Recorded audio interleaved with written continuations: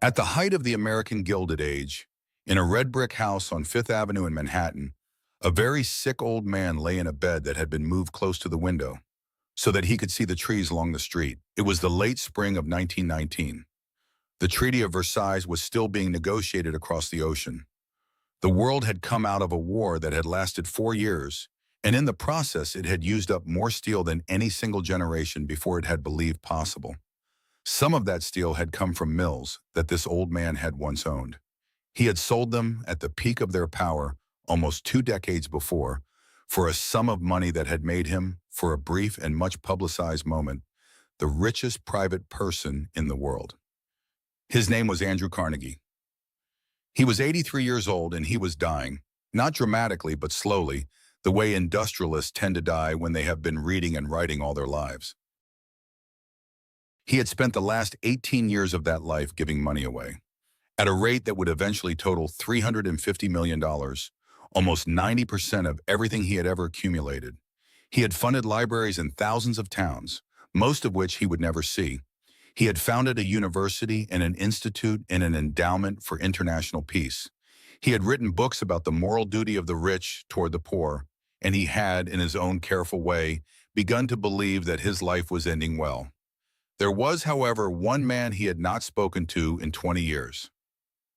They had built an empire together. They had, together, transformed the American steel industry from a series of workshops into an industrial civilization. They had also, together, presided over a summer in the year 1892 that neither of them would ever be permitted by history to forget.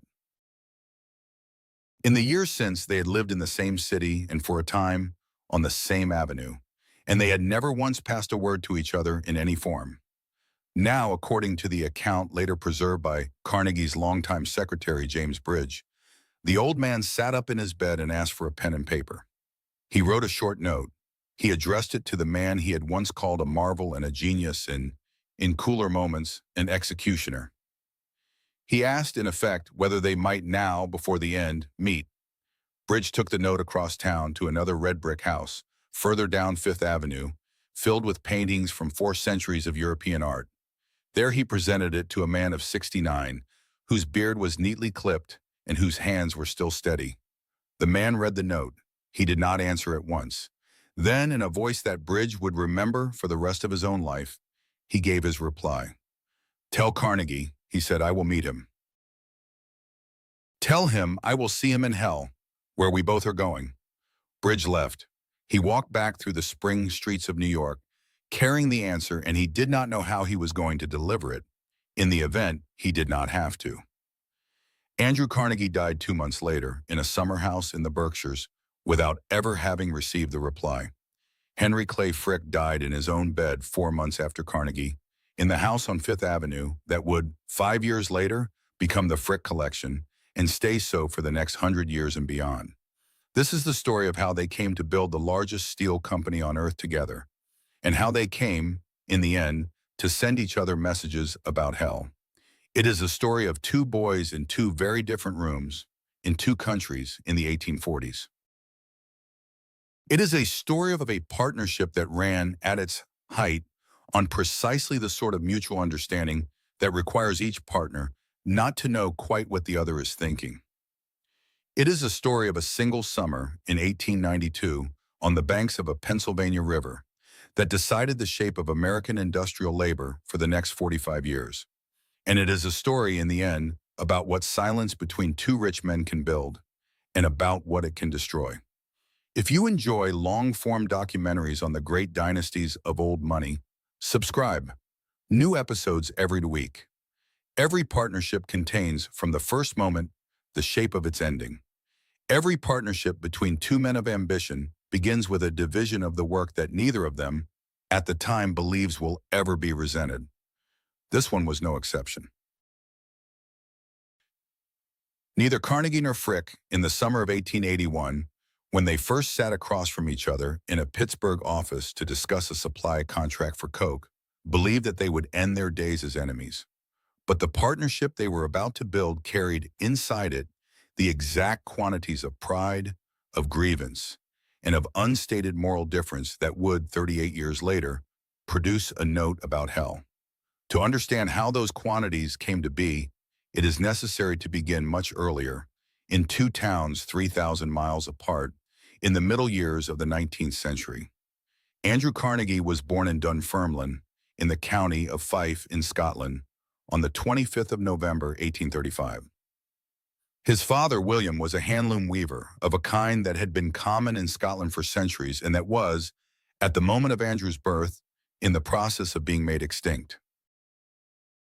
Steam-powered looms in the great mills of the English Midlands were, year by year, taking the linen trade away from the small weavers of Fife. William Carnegie in Dunfermline watched his customers disappear. His wife Margaret took in mending and made shoes. The family kept a single room in which they cooked, ate, and slept. The child who grew up in that room did not remember it as a place of shame. He remembered it as a place of talk. His father was a Chartist and a marcher, a man who believed that ordinary working people ought to have the vote, and who read pamphlets aloud in the evenings. His uncle George Lauder ran the grocer's shop on the high street, and it was Uncle George who taught the young Andrew the poetry of Robert Burns, and made him commit long passages of it to memory. The child grew up believing three things at once: that his family was proud, that they were becoming poor, and that education was the one property no one could take away. In 1848, when the linen trade had at last collapsed entirely, William and Margaret sold everything they owned and bought passage in the steerage of a small ship to America. Andrew was 13. His younger brother Thomas, born on the 2nd of October 1843, was 5. They settled outside Pittsburgh in a place called Allegheny City, where two of Margaret's sisters had already established themselves. There is a moment in every immigrant family's story that decides everything, and in this family, the moment came very quickly. Within weeks of arriving, Andrew Carnegie was employed as a bobbin boy in a cotton factory for $1.20 a week. 2 years later, he was a messenger boy in a Pittsburgh telegraph office. By the time he was 17, he had made himself the personal secretary of the general superintendent of the Western Division of the Pennsylvania Railroad, a man named Thomas A. Scott, who saw in the small, energetic, self-educated Scotsman something that he could use, and who, in the process, gave the young Carnegie the education in American business that he would spend the rest of his life applying. Everything about the Carnegie who would later dominate the steel industry, the taste for delegation, the reliance on absolutely trusted lieutenants, the willingness to buy at the moment when others were selling, the pride in reading widely and writing well, and a small, buried, lifelong conviction that the working man was to be admired at a certain distance, was already in place by the time he was 25. He would spend his adult life inhabiting a personal contradiction so thoroughly that he ceased, in most of his own writing, to notice it. He was, he insisted, the son of a working man. He was also, by 1900, the employer of tens of thousands of them, and the man responsible for keeping their wages as close to subsistence as the market would allow. The two positions did not so much conflict as coexist in his mind on different floors of the same building. On the upper floor was the moral inheritance of Dunfermline, William Carnegie's Chartism, Uncle George's Burns, the Scottish idea of the improving worker who read history in the evenings. On the lower floor was the practical inheritance of the Pennsylvania Railroad, where Thomas A. Scott had taught the young Andrew Carnegie the useful lesson that men who own the tools will always, in the end, dictate the terms to men who do not. Andrew Carnegie spent his life on the upper floor and sent his employees to the lower one. Henry Clay Frick was born in West Overton, in Westmoreland County, Pennsylvania, on the 19th of December, 1849. He was the second of 6 children of John W. Frick, a modest and pious Mennonite farmer, and Elizabeth Overholt, the daughter of a man who owned 2 whiskey distilleries and a grist mill, and who was, by the standards of his rural corner of Pennsylvania, prosperous. The boy grew up in the house of his mother's father, Abraham Overholt, and it was there, more than in his own home, that the pattern of his life was set. Where William Carnegie had marched for the rights of ordinary working people, Abraham Overholt had built businesses. Where the Carnegie household had been full of pamphlets and Burns, The Overholt household was full of ledgers. Young Henry Clay learned before he was 15 how to keep accounts. He learned to notice very quickly when a column did not balance, and to notice even more quickly who had caused it not to balance. He was, from an early age, described by those who knew him as watchful. He was not a warm boy. He did not seek affection, and he did not, it seems, particularly need it. He attended briefly Westmoreland College. He attended for 6 weeks Otterbein College in Ohio. He did not graduate from either.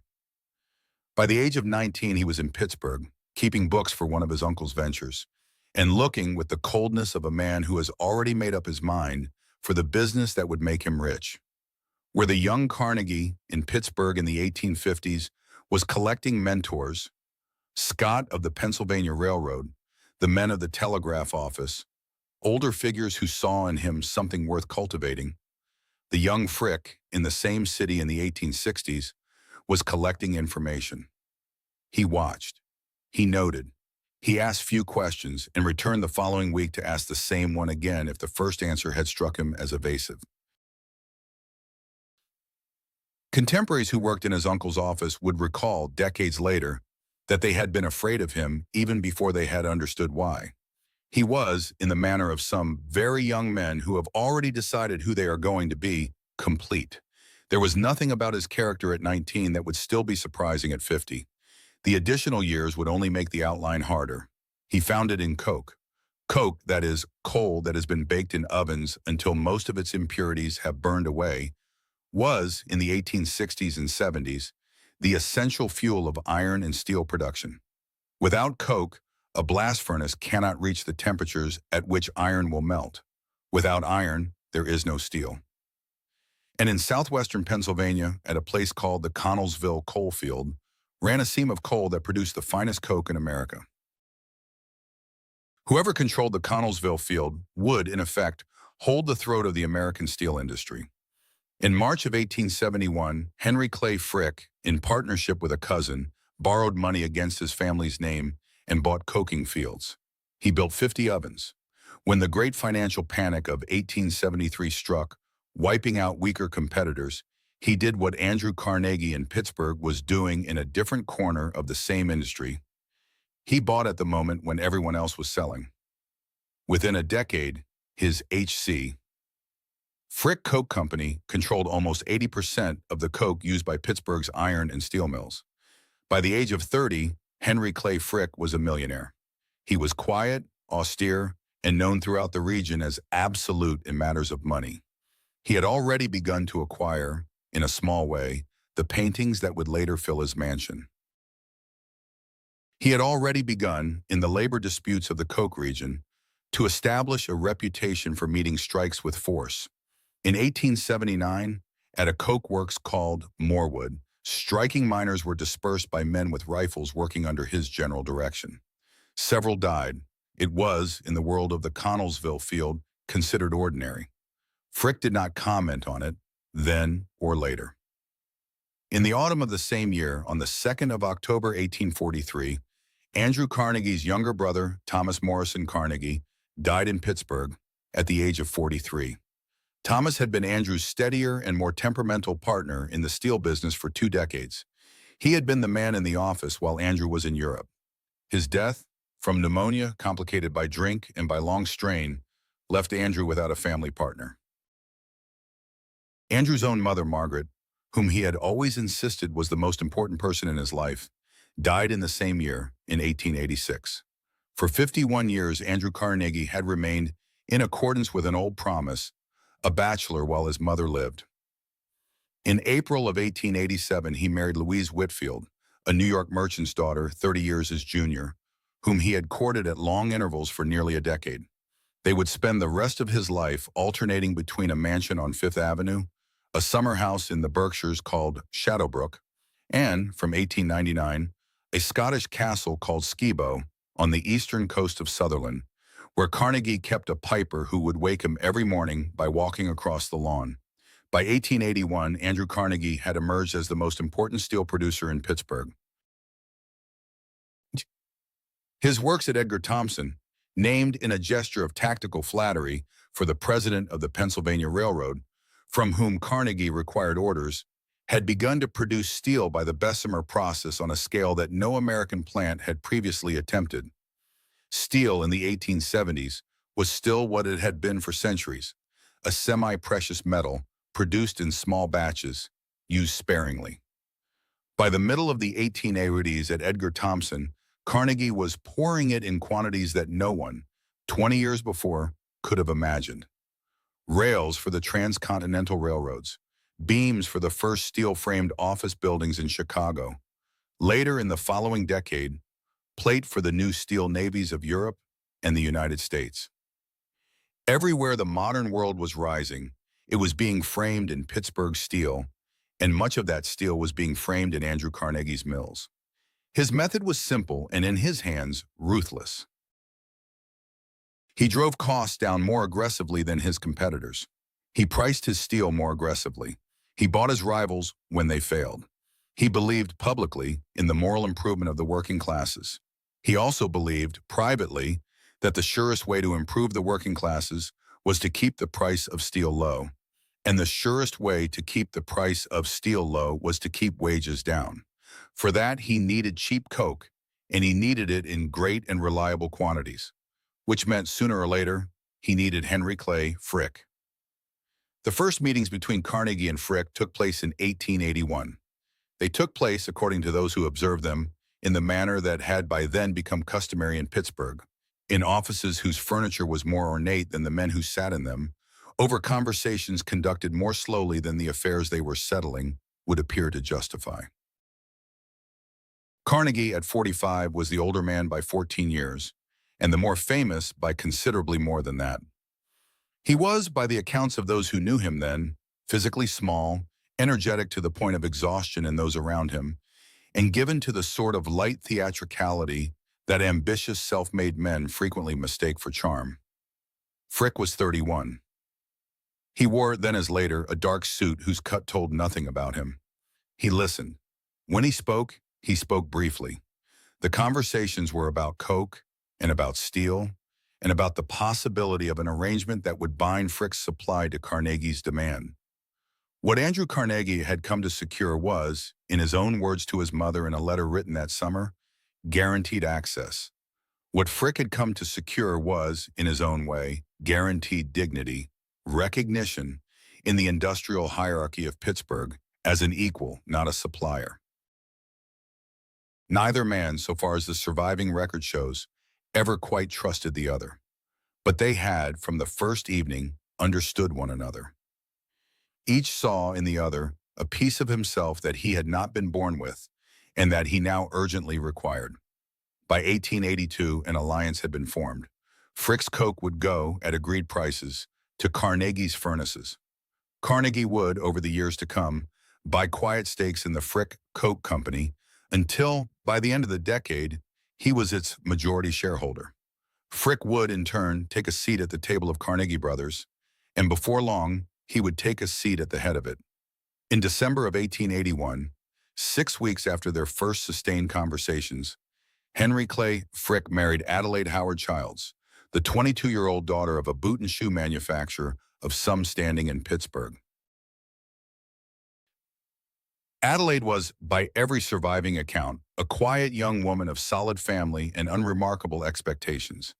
In marrying her, Frick had chosen deliberately a wife who would not embarrass him in Pittsburgh society and who would not seek to alter him. In these particulars, she performed her role uncomplainingly for the remaining 40 years of his life. They purchased a modest Italianate house in the Homewood district of Pittsburgh, an 11-room, 2.5-story building for which Frick paid, in August of 1882, $25,000. He called the house Clayton.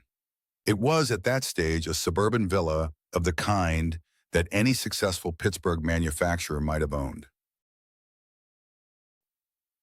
Over the coming decade, as the Coke fortune consolidated and the Carnegie partnership deepened, Frick would remodel it into a 4-story Loire chateau of 23 rooms, decorated in a taste that was, in every particular, Adelaide's heavy, formal, dark, and unimpeachably respectable. It was the sort of house in which the owner might, at any hour receive an unexpected caller of consequence without altering a detail. It is today the Frick Art and Historical Center and stands very much as its remodeling of 1891 left it. They would have 4 children. Only 2 would survive into adulthood. Their first daughter, Martha, born in 1885, would die at the age of 6 of complications from an accident during a family trip to Europe, an event that would consume her father in what one of his biographers has called a prolonged and unresolved mourning, and that would remain, in the private life of a man who otherwise gave nothing away, the single grief he was never able to seal. Their son, Childs, born in March of 1883, and their daughter Helen, born in September of 1888, would live long lives, though neither would ever quite leave the shadow of their father. A second son, born in the summer of 1892, would die when only a few days old, in a coincidence of timing that will require, when we come to it, a chapter of its own. By 1889, Andrew Carnegie had made his decision. He would consolidate his enterprises and hand the operational chairmanship to Frick. Frick would run the business day to day. Carnegie would provide the strategy, the capital, and, increasingly, the public face. What Carnegie thought of this arrangement, in the private terms in which he described it to friends, was that Frick would do the necessary things, and that he, Carnegie, would be free to do the elevated ones. What Frick thought of the same arrangement is nowhere written down. Frick, in his mature life, did not write down what he thought. He merely, in the years that followed, acted upon it. Before we come to the summer that would tear this partnership apart, we must spend a chapter in a different place. It is a smaller story in the arithmetic of American history than the one that will follow it. But it is impossible, having entered the world of Carnegie and Frick, to leave out the 2,209 lives that ended in less than 10 minutes on the afternoon of the 31st of May, 1889. Some 60 miles east of Pittsburgh, in the mountains of Cambria County, at the top of a narrow river valley, lay a private club whose members were, almost without exception, the wealthiest men of Pittsburgh. It was called the South Fork Fishing and Hunting Club. Andrew Carnegie was a member. Henry Clay Frick was a member. Andrew Mellon, whose bank had by that decade become one of the great fortunes of the country, was a member. So was Philander Knox, the future Attorney General of the United States. In all, there were 61 members. Their annual subscription was $800 alone, roughly a quarter more than the yearly earnings of the average American industrial worker. At the heart of the club property was a reservoir called Lake Conemaugh, which was held back from the valley below by a dam. The dam had been built in the 1850s for the Pennsylvania Canal and abandoned when the canal became obsolete. It had partially failed once in 1862 and had been repaired cheaply by the Pennsylvania Railroad. In 1879, when the club took possession, further modifications were made in the interest of pleasure rather than of safety. The height of the dam was lowered by a couple of feet to allow a carriage road along the top. Discharge pipes that could have relieved pressure in a storm were removed. Fish screens were installed across the spillway so that the stock trout would not escape downstream. 8 miles below the dam, along the banks of the Little Conemaugh River, lay the industrial town of Johnstown, whose 30,000 inhabitants worked mostly in the mills of the Cambria Iron Company. They had, for years, heard rumors about the state of the South Fork Dam. Some of them had made jokes about the day it would come down.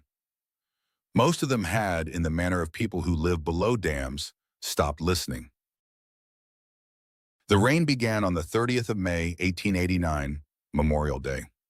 It continued through the night.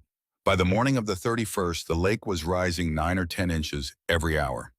By the middle of that afternoon, water was flowing over the top of the dam. Not long after 3 o'clock, the dam gave way. 20 million tons of water were released into the valley. What followed for the next several minutes is not something that can be described. It is enough to say that the town of Johnstown and the smaller settlements above it were destroyed. When the count could at last be made, in the summer that followed, the number of the dead was placed at over 2,200. It was, at that time, the greatest single-day loss of civilian life in the history of the United States. A coroner's jury in early July of that year found the members of the South Fork Fishing and Hunting Club responsible for the fearful loss of life and property. Civil suits were filed. Not one of them succeeded. The club itself was, by the design of its incorporation, insulated from personal liability. Its members made discreet contributions to the relief effort. The Carnegie Company gave $10,000. The Frick Coke Company gave $5,000. The Bank of T. Mellon and Sons gave $1,000. The townspeople of Pittsburgh, over the following weeks, gave more than $500,000 between them. Neither Andrew Carnegie nor Henry Clay Frick ever, so far as any surviving document shows, spoke of the matter in public. They did not visit Johnstown while the wreckage was being cleared. They did not, either then or later, address the question of what a private recreational lake had been doing above an industrial city, held back by a dam whose safety they had never once thought worth an engineer's report. It was, in the moral vocabulary of their generation of American capital, not a question that admitted an answer. Property, if it was one's own to modify. Consequences, if they fell on the property of others, were the business of the courts, and the courts were the business of one's lawyers. There is, in that non-answer, something worth pausing over. Andrew Carnegie was, by the time of the Johnstown flood, already the author of the article whose title was Wealth, and which he had published in that same year of 1889 in the North American Review. The essay argued at some length that the possessor of a great fortune bore a moral responsibility to administer it for the common good. It became one of the founding documents of the tradition that would later be called American philanthropy. It was reprinted, translated, quoted from pulpits. Its author was, at the moment of its greatest circulation, a member of the club whose dam had, weeks earlier, killed over 2,200 people. He did not, in any subsequent edition of the essay, or in any later commentary upon it, address the coincidence. That silence, patient, complete, and, in the Pittsburgh of the 1890s, quite unremarkable, is worth remembering when we come, in the summer 3 years later, to another silence, on the banks of another river. The Johnstown flood receded, in the memory of Pittsburgh capital, into a bad summer. What had not receded in the industrial calendar of Carnegie and Frick was the coming end of a labor contract. By the beginning of 1892, the contract between the Carnegie Steel Company and the Amalgamated Association of Iron and Steel Workers, which covered the skilled men at the Homestead Works on the Monongahela River 7 miles upstream from Pittsburgh, was due to expire on the 30th of June. Carnegie Steel had already, in the preceding years, driven the union out of its other mills. Homestead was the last plant in the empire where the Amalgamated retained real power, and where the skilled men, through the union's contract, retained a say over how the work was done. Andrew Carnegie, in the winter of that year, wrote a memorandum for Frick's use in the coming negotiations. The memorandum was clear. The mill, Carnegie wrote, would go non-union. The wage scale would be lowered. If the men would not accept, the works would be closed until they would. In April, having drafted his instructions, Carnegie boarded a steamer for Scotland. He would remain there until the autumn. There is, in the correspondence that survives from that summer, a small and difficult problem of interpretation. Some historians, weighing Carnegie's later denials, have argued that he did not intend the confrontation that followed. Others, weighing his cables to Frick, have argued that he willed it more explicitly than Frick himself did. The cables are, in their surviving form, unequivocal.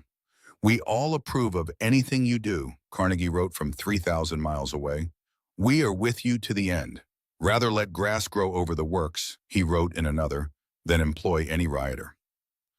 The judgment one makes depends, in the end, on how one reads Andrew Carnegie's ability, throughout his life, to hold contradictory beliefs about himself and the world without ever quite noticing the contradiction. He believed sincerely in the moral improvement of the working man. He believed sincerely in the right of capital to determine wages. In 1892, in Scotland, he did not yet know that these two beliefs would come, in the space of a few weeks in July, into a collision from which his public reputation would never fully recover. Henry Clay Frick at Homestead had no such contradictions. He believed in the winter of 1892 exactly what he had believed at the Morewood Coke Works 10 years earlier. A strike was a challenge to management. A challenge to management was a challenge to property. The correct response to a challenge to property was to prepare in advance for battle. That spring, at the perimeter of the Homestead Works, Frick's contractors began to build a fence.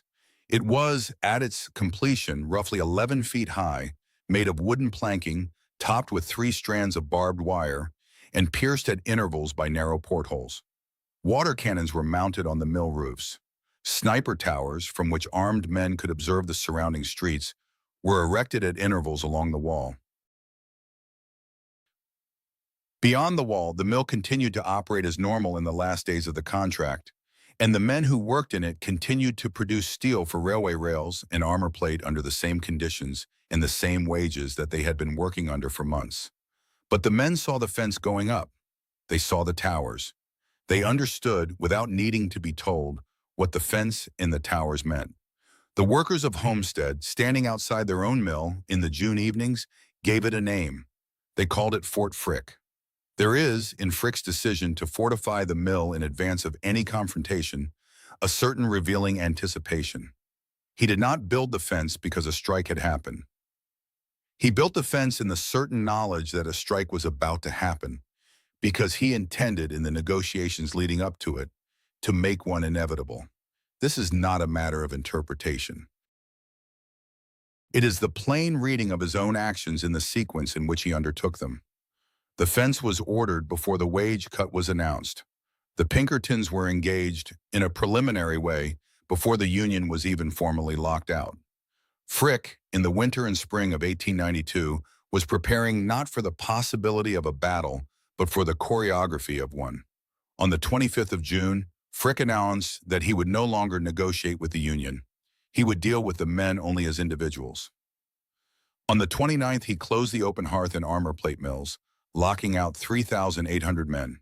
On the 1st of July, the day the contract expired, the workers of Homestead took possession of the mill and of the town. Their advisory committee, headed by a young ironworker named Hughie O'Donnell, organized patrols along the 10-mile stretch of the Monongahela that ran past the works. A young burgess named John McLucky, who was also the town's mayor, addressed public meetings and called for solidarity.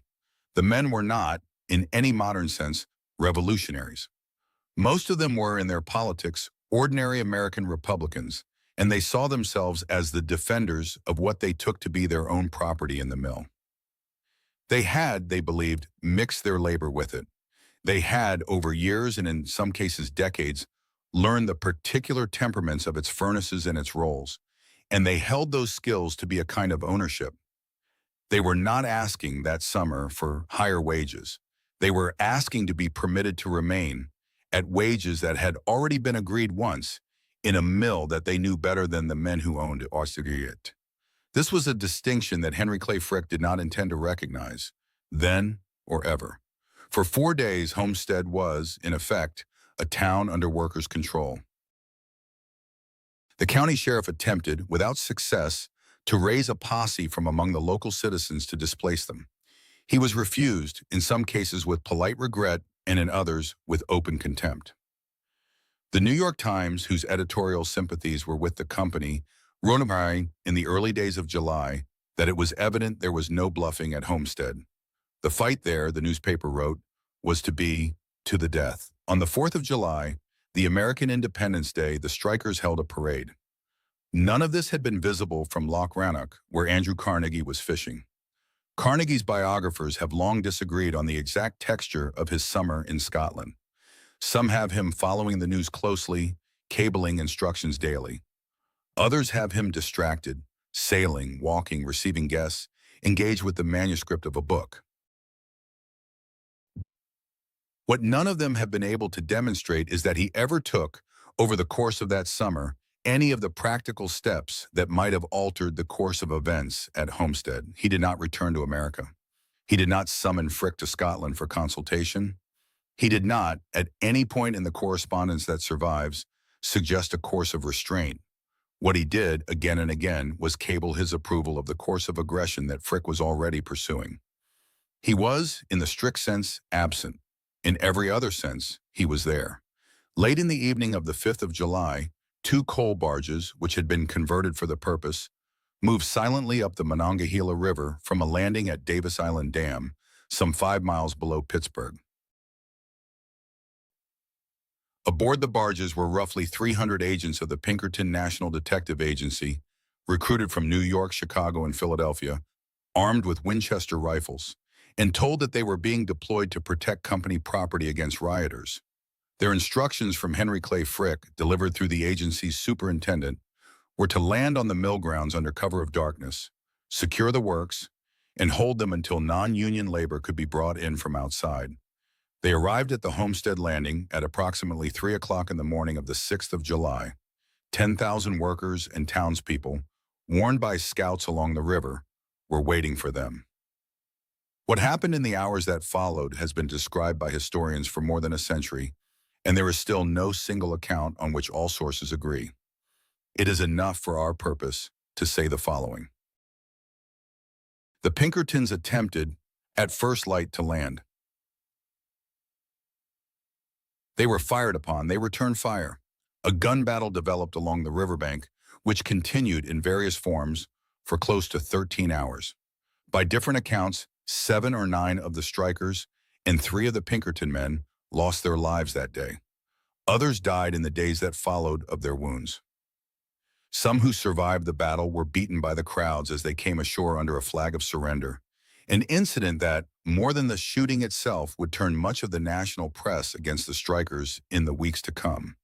Late in the afternoon, the Pinkertons surrendered. Their barges were set on fire.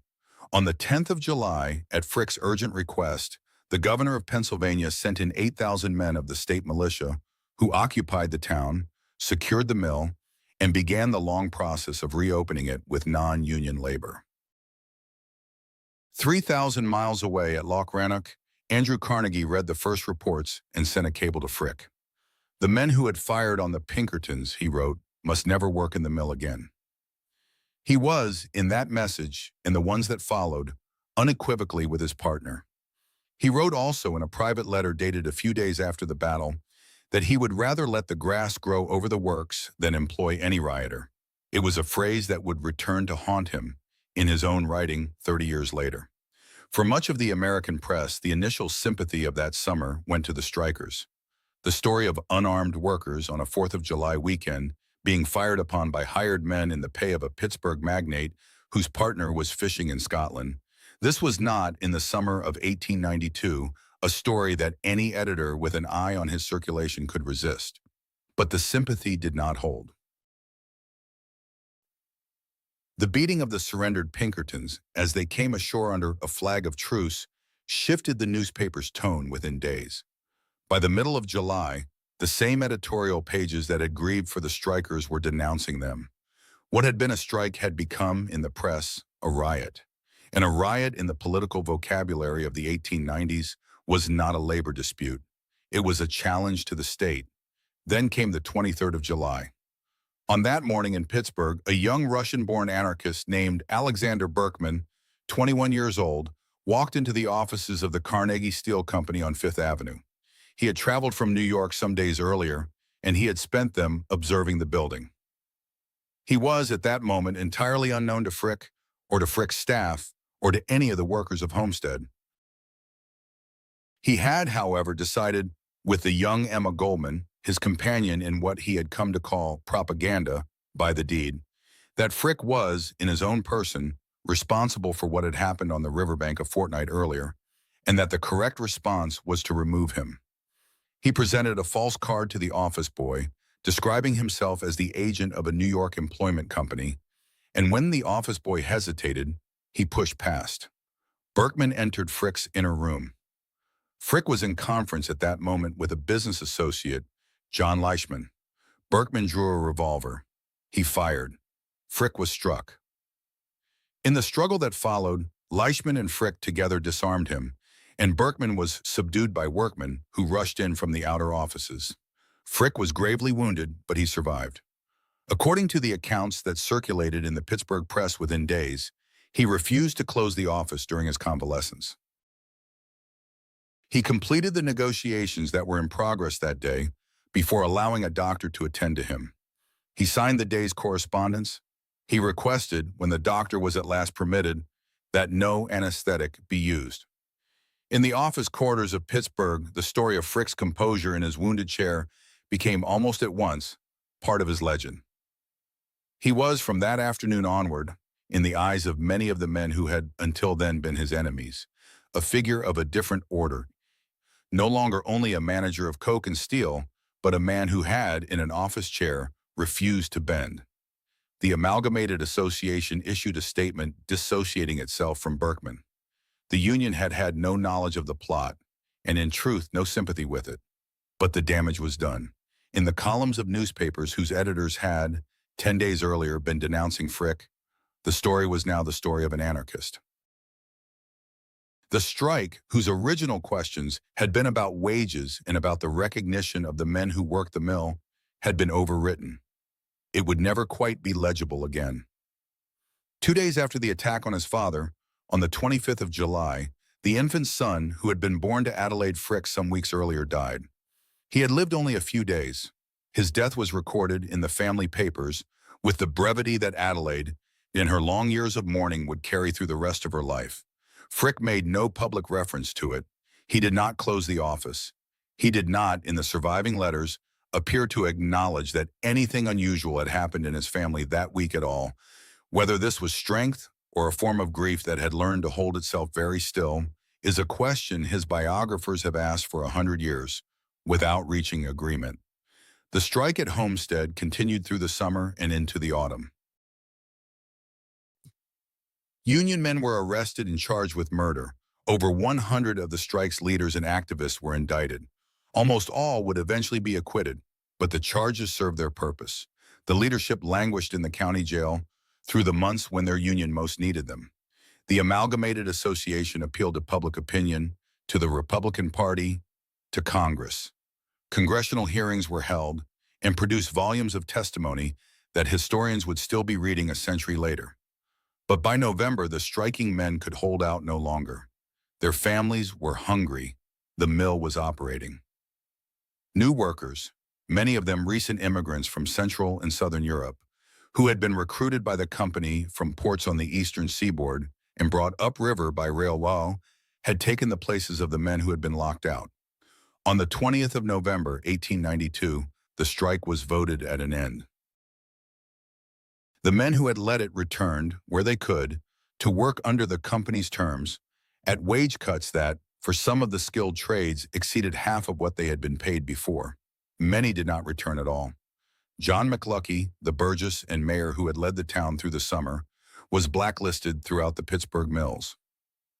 He would leave the region within the year, take up a series of jobs across the American Southwest, and eventually settle in Mexico, where he remarried and lived out the rest of his life in modest circumstances. Some years later, according to accounts published in the years after Carnegie's death, Andrew Carnegie, having somehow learned of McLucky's whereabouts, arranged through a mutual acquaintance for a considerable sum of money to be offered to him. It is said that McLucky declined the money without particular bitterness and without particular ceremony. He said, according to the friend who delivered the offer, that he would not accept anything from Andrew Carnegie. Frick sent a cable to Scotland. "Our victory is now complete and most gratifying," he wrote. "Do not think we will ever have serious labor trouble again. We had to teach our employees a lesson, and we have taught them one they will never forget." Andrew Carnegie replied in 3 words. "Life worth living again," he wrote. The two men had together won. They had also, without yet knowing it, begun to lose each other. It is difficult, in the years after 1892, to say precisely when Andrew Carnegie began to hate Henry Clay Frick. It happened slowly, in the way that most changes in the affection of the very rich take place, not through argument, but through a gradual reassignment of blame. In the first months after Homestead, Carnegie's public defense of Frick was total. In the years that followed, it became less total, and then it became, in Carnegie's own memoirs, written many years afterward, remarkably qualified. He wrote in those memoirs, been horrified by what had happened at Homestead. He would, he wrote, never have permitted it, had he been there. This was not on any strict reading of his cables from Scotland. True, but Andrew Carnegie was a man who arranged his memory to suit his conscience. And by the middle years of the 1890s, his conscience had begun to require rearrangement. Frick, for his part, did not need to rearrange anything. He continued to run the company. He continued to insist in every negotiation with every union in every mill that Carnegie Steel now controlled on management's absolute prerogative. He continued to acquire paintings, first small canvases, then more considered pieces, and by the middle of the decade of Vermeer, a small Rembrandt, a Corot. He engaged advisors. He began quietly to think of himself as a man building a collection rather than a man buying pictures. In 1894, he decided, without consulting Carnegie, that he had had enough of the operational chairmanship, and he resigned from it. Carnegie accepted the resignation, then, some months later, persuaded him back. He did not offer the same terms twice, and Frick, though he returned, remembered. The pattern that would define the final years of the partnership was, in this small exchange, already visible. Carnegie would provoke. Frick would withdraw. Carnegie, needing him back, would flatter. Frick would return, but under different terms in his own private accounting. What Carnegie took to be reconciliation, Frick took to be evidence. There is a small, telling correspondence from those middle years when the tensions were still recoverable. Carnegie wrote to Frick with a suggestion about the price of pig iron, or about a proposed acquisition, or about the deployment of a new lieutenant. Frick would reply, briefly, disagreeing. Carnegie, taking Frick's brevity for opposition, would send a longer letter, arguing his case. Frick would reply, more briefly still, and Carnegie, incapable of allowing himself the last silence, would send a still longer letter, at the end of which he would generally agree with the position Frick had taken at the beginning. Frick preserved these exchanges. He did not comment on them, but those who knew both men understood, by the middle years of the decade, that a slow inversion of authority had taken place in the partnership, and that Frick, who did not need Carnegie's approval, was gradually ceasing to grant Carnegie his. In the same years, Andrew Carnegie began, at long last, the life he had always intended to lead once he was rich. In 1897, at the age of 61, he became a father for the first time. His daughter Margaret Cameron Carnegie was born in Manhattan on the 30th of March. In 1899, he purchased Skibo Castle on the eastern coast of Sutherland and set about the rebuilding of it into the residence in which he would spend, for the rest of his life, half of every year. He wrote extensively about the moral duty of the rich. He gave with the concentrated generosity of a man who had at last understood how much he had, to libraries, to universities, to peace on cause. Frick in the same years watched. He watched Carnegie become, in the American press, the good rich man. He watched himself become the bad one. He said nothing. He did not defend himself. He also, in the accountings of the Carnegie Steel Company, kept a very careful watch on what he considered his own. The final rupture began, as the largest quarrels between very rich men often do, over a comparatively small matter. It began in the winter of 1899 and the spring of 1900, over the price at which the Frick Coke Company would sell coke to the Carnegie Steel Company. Carnegie was by then the majority shareholder of both firms. He had come to believe, or in Frick's view, to convince himself that he had all along believed, that there existed a binding internal agreement setting the price of coke for internal transfer below the going market rate. Frick maintained that no such binding agreement existed. He continued to supply coke at market prices. Carnegie, in the accounting books of Carnegie Steel, was, at his own instruction, being charged the higher rate. In the autumn of 1899, Frick, in what he later called an act of professional dignity, briefly suspended deliveries. Carnegie's mills stood for a few days in danger of shutdown. It was, in the terms of the partnership that had been set out in the winter of 1892, an act of open defiance. Andrew Carnegie moved to remove him. The instrument by which he moved was an internal document called the Ironclad Agreement, dating from 1887, which stipulated that any partner in Carnegie Brothers could, upon a 3/4 vote of the other partners, be required to sell his shares back to the partnership at their book value. Book value, in the case of Frick's stake, was somewhere in the vicinity of $5 million. Its actual market value was, by every reasonable estimate, more than 6 times that. In February of 1900, Carnegie invoked the ironclad. Frick was formally required to sell his shares at book value. Frick refused. He filed suit in the equity courts of Pennsylvania. His filings did not merely dispute the enforceability of the ironclad.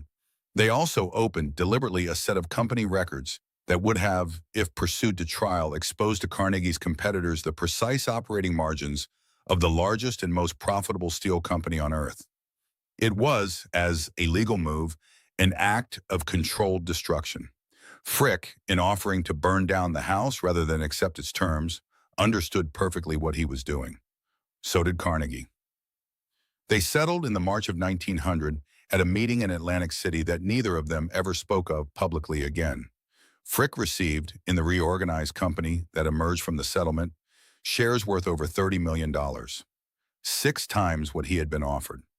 Almost exactly what he had, from the beginning, insisted he was owed. There is, from those weeks, a story of a certain kind that has attached itself to the Carnegie-Frick feud in the years since, and that ought to be mentioned here in the manner in which such stories should always be mentioned, with the observation that it has been repeated in countless retellings and confirmed by neither man in writing. According to the story, in the course of the settlement negotiations, Frick, walking down a Pittsburgh street with his umbrella, encountered Carnegie coming the other way and pursued him for several blocks, umbrella raised, until Carnegie escaped into a doorway. Whether it happened in this exact form is doubtful, but some version of it, a moment of physical anger, a moment in which Frick, whose composure had been unshakable for 30 years, briefly forgot himself, appears to have entered the private folklore of Pittsburgh in the spring of 1900, and is, if only in that sense, part of the record. The next year, in circumstances that Frick himself had, for a decade, urged upon Carnegie, the entire enterprise was sold. In December of 1900, Charles Schwab, Carnegie's protege, and by then the president of Carnegie Steel, dined with the New York financier John Pierpont Morgan at the University Club on Fifth Avenue. Morgan asked Schwab whether Carnegie could be persuaded to sell. Schwab took the question to Carnegie the following morning. Carnegie, having thought about it overnight, wrote a figure on a piece of paper, in pencil, and handed it to Schwab to deliver. The figure was $480 million. Morgan, having read it, did not hesitate. He accepted at once. He is said, according to accounts that have hardened over a century, to have congratulated Carnegie on becoming the richest man in the world. The transaction was completed on the 2nd of March, 1901. Morgan folded Carnegie Steel, together with Federal Steel and National Steel, into a new corporation which he called the United States Steel Corporation. It was capitalized at $1.4 billion, at a moment when the federal revenues of the United States for the year were less than $600 million. It was the first billion-dollar corporation in the history of the world. Andrew Carnegie's personal share of the sale was $225 million, in gold bonds bearing 5%, deposited in a specially constructed vault in a Hoboken bank across the Hudson from Manhattan. He was, on the day of the closing, 65 years old, and he had spent 40 years assembling the empire he had just, with a stroke of pencil, dissolved. He would spend the remaining 18 years of his life giving it away in an act of sustained charitable acceleration that has never since been quite equaled in the private history of American wealth. His first great gifts, in the years immediately after the sale, were to the libraries whose foundation he had begun in the 1880s. The pattern was consistent. A town of any size in America or Scotland, or, in a few cases further afield, could apply for a Carnegie Library. The town was required to provide the land and to commit in perpetuity to funding the library's operation. Carnegie would provide the building.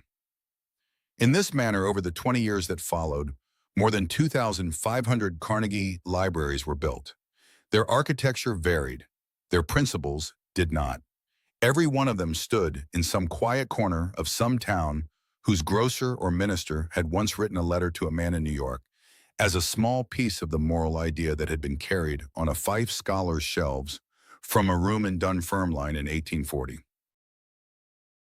Henry Clay Frick took his own share of the sale, together with his settled interest from the previous year, and moved permanently to New York. He became one of the founding directors of the new United States Steel Corporation and served in that capacity for the rest of his life. He was, according to his official biographer, the largest individual railway stockholder in the world. The two men, from the day of the sale onward, did not speak.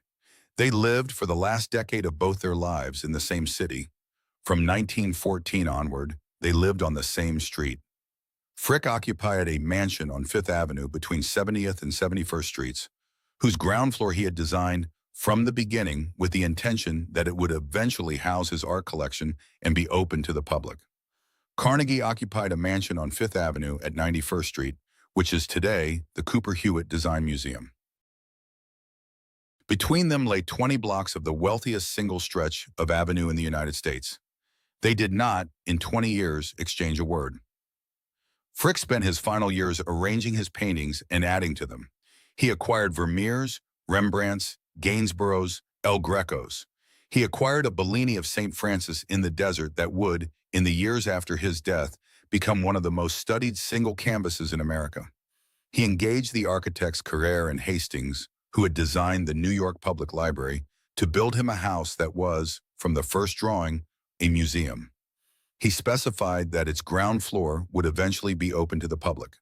He specified that his collection was to remain in exactly the arrangement in which he had left it, that no work in it was to be lent, and that no work not present in it at the time of his death was ever to be added. The strictness of these instructions was, in every particular, entirely consistent with the man who had, in 1892, built an 11-foot fence around a steel mill. His daughter Helen, who had been born in the year of Homestead and had grown up in a household of what one biographer has called obsessive mourning, would spend her long life protecting the collection her father had built. She would establish in the year after his death the Frick Art Reference Library and would serve as its director for more than 6 decades. She would die at the age of 96 in the year of her father's centenary, having preserved the collection in exactly the form he had intended, and having spent, in the intervening years, a great deal of her own energy on ensuring that the words her father had used and the terms he had set were kept. Carnegie spent his final years giving. His libraries, over 2,500 of them, most in the United States, others in Scotland, in Canada, in the British Empire, rose in small and large towns whose names he would never learn. His endowment for international peace, founded in 1910, would work in the years of the Great War and after. His Corporation of New York would fund, decades after his death, projects he could not have foreseen, including, in due course, the founding grants of what would become public television for children. He would, by the time of his death, have given away $350 million, very nearly all he had ever earned. He would also, in the same years, write his autobiography. The chapters on Homestead in that book are, by the standard of Carnegie's usual clarity, curiously vague. Frick's name appears in them less often than the reader might expect. The name of Berkman, the man who had shot Frick in the belief that Frick was the true villain of Homestead, appears not at all. By the spring of 1919, Andrew Carnegie was ill with the influenza that had swept through the closing months of the war. He had been in the care of doctors in his Manhattan mansion for close to 2 years. He was 83, and he had begun, in his private letters, to take stock. What he had built, what he had given away, who he had along the way wounded. There was one wound to which, according to Bridges' account, he found himself returning. He asked, at last, for the pen and paper. The note was short. Its exact wording has not survived. What survives is the report of the man who delivered it, and the report is unequivocal. Carnegie wished before the end for a meeting. James Bridge took the note across town. He was received at the Frick mansion. He read the message aloud. Frick listened, according to Bridge, without any change of expression. He was, at that moment, 69 years old. He had been ill, on and off, for years. He had, one imagines, thought about this moment more often than he would have cared to admit. He gave his answer. "Tell Carnegie," he said, "I will meet him. Tell him I will see him in hell, where we both are going." Bridge left the mansion. He walked back through the streets of New York carrying the answer, and as he would later write, thinking about what he was going to say. In the event, he did not have to think for long. Before the reply could be delivered, on the 11th of August, 1919, at his summer house, Shadowbrook in Lenox, Massachusetts, Andrew Carnegie died of bronchial pneumonia in a bed near a window in the late morning of a Monday. He was cremated. His ashes were interred at Sleepy Hollow Cemetery in Westchester County, beneath a Celtic cross cut from stone taken from Skibo Castle, the Scottish home he had loved most and in the years of the war had not been able to visit. Henry Clay Frick received the news of Carnegie's death in his own home in silence. So far as any surviving letter or diary records, he made no comment. He continued in the months that followed to attend to his collection and to the arrangements for the museum that would open in 1935. He made his will, dividing 5/6 of his fortune among charitable and educational institutions. He gave 151 acres of his Pittsburgh estate to the city as a park. On the 2nd of December 1919, in the mansion on Fifth Avenue that would soon become the Frick Collection, Henry Clay Frick died in his own bed. He was 69 years old. He had outlived his old partner by less than 4 months. His body was taken to Pittsburgh and interred at Homewood Cemetery, beside his wife's parents and his young daughter Martha, in the family plot that his descendants would occupy through the 20th century.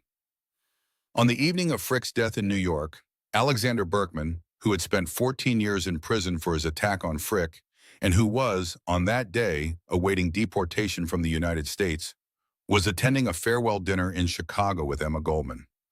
A reporter approached him at the table and asked whether he had anything to say about the death of the man he had tried, 27 years earlier, to kill. Berkman, according to the reporter, was thoughtful for a moment. Then he said, without pleasure or particular malice, that Frick had been deported by God. He was glad, he added, that Frick had left the country before he did. Berkman himself, together with Goldman and 247 others, was placed within the week on a ship called the Buford, which sailed from New York to Soviet Russia. He would spend the remainder of his life in exile, moving eventually to France, where he would die in 1936 in the town of Nice at the age of 65.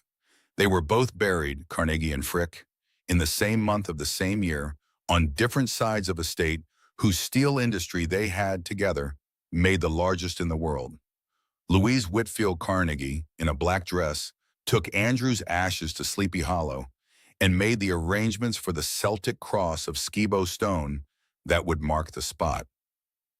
Adelaide Childs, Frick, also in black, watched her husband's body carried into the Homewood family plot beside the daughter, whose small marker she had visited every summer for 28 years. Neither widow attended the other's husband's service. Neither, so far as any surviving letter records, ever exchanged a word with the other on the subject. What remained above ground was, in the case of Carnegie, a network of libraries in small towns whose local histories still record, in careful sentences, the date of the letter from Mr. Carnegie that had made them possible. And what remained above ground, in the case of Frick, was a house on Fifth Avenue full of paintings, which strangers still stand in front of and study in silence on rainy weekday afternoons. What remained under the ground at Homestead is another story. The Battle of the 6th of July, 1892, broke the Amalgamated Association of Iron and Steel Workers and left the American steel industry effectively unorganized for 45 years. It would take, in the end, the arrival of a very different political generation and the passage of a very different set of federal laws in the 1930s before organized labor returned to the mills of Pittsburgh in any recognizable form. In the intervening decades, generations of workers passed through the plants, working under conditions that had been, in effect, dictated by the outcome of a summer that had ended before their fathers were born. It broke, less visibly, the workers who returned to the mill under the company's terms, and their families, and the town that they had briefly held. It broke John McLuckie, though not in the way its architects had intended. It broke a certain confidence in the American industrial working class, in the possibility of standing against overwhelming capital and winning. It also broke, though no one who was standing on the riverbank that morning could have known it, something in the reputation of the man who had ordered the fence built and the barges brought up river, and something in the reputation of the man who had, from 3,000 miles away, told him to do whatever was necessary and let the grass grow over the works if he must. Andrew Carnegie, in his autobiography, would return to the subject of Homestead more than once, in prose that grew progressively vaguer with each attempt. He would insist that he would never, had he been in America, have permitted what happened. He would grieve from a distance of 20 years for the men who had died. He would arrange in his own memory a version of the events in which he had been essentially a bystander. It was not the version that his own cables, preserved in a Pittsburgh archive, told. It was, however, the version he needed. Frick, characteristically, wrote nothing. He arranged his paintings. He completed his will. In the December before he died, when a reporter asked him whether he had any regrets about the events of 1892, he is said to have replied that he did not. He had, he said, done what was necessary at the time. He had, he said, done what he would do again. Some partnerships in the industrial history of any country are remembered for what they built. Others are remembered for what they broke. This one, in the peculiar economy of American memory, is remembered for both. Some feuds, in the end, outlived both men who started them and everything they were fighting for.